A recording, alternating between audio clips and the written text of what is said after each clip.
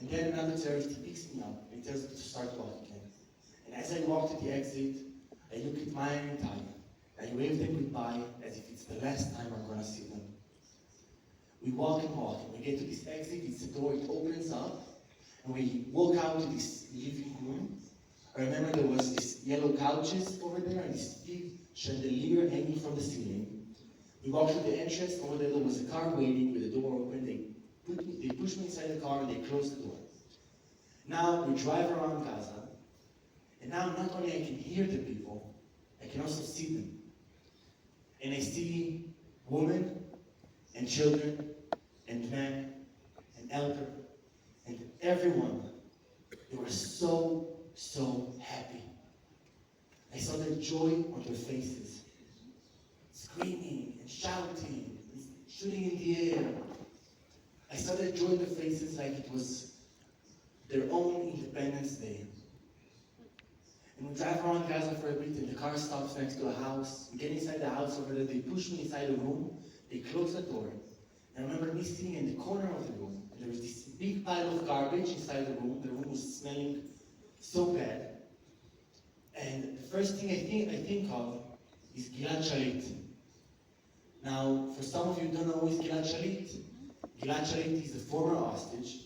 He was in Hamas captivity for 5 years, and after 5 years he was released via an hostage deal.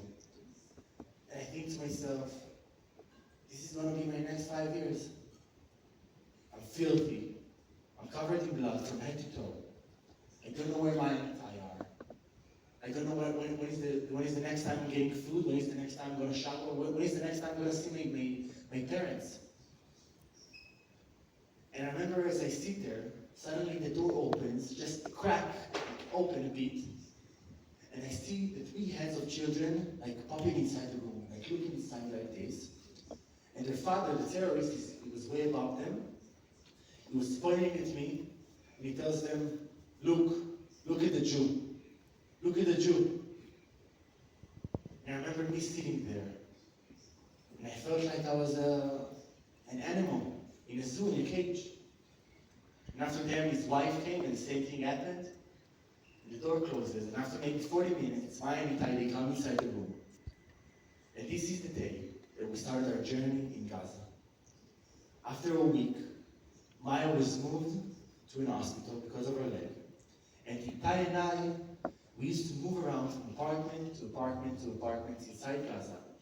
In the nights, they used to dress up us as women, and we would walk in the streets of Gaza. And I remember one day, we get to a new apartment. And over there, they just put us inside the apartment, and they close the door, and they go away. And we went to sleep. And the next morning, I wake up, and I think to myself, okay, I have to do something. I have to keep my mind busy. So I get up, and I start cleaning the apartment. And I clean the apartment for like 3 hours. After 3 hours, I go and I lay down on the floor. I felt a bit satisfied. And I remember this big window right in front of me.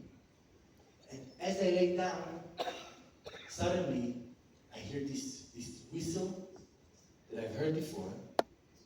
I'm gonna do it so no one panics. It's like,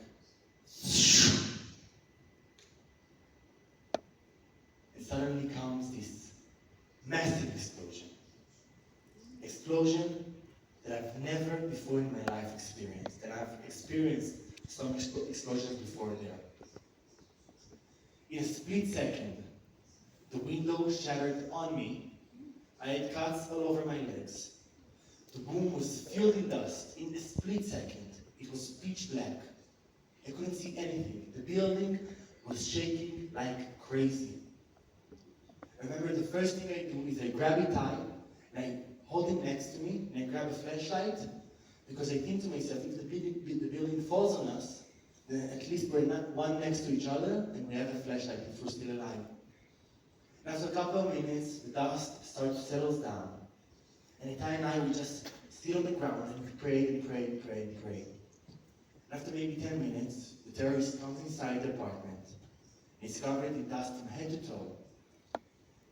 And he tells me, right now, the whole block was bombed. The block that we stayed in, the whole block was bombed. 10 houses surrounding us were bombed, except our own house. The only house that wasn't bombed. And I look at him, and I think to myself, but I just cleaned. I just cleaned the apartment, and I had to do it all over again. But you know, really, throughout all this time there, I saw miracles. Every day, even on the day of the 7th, and for all the 505 days, I saw miracles.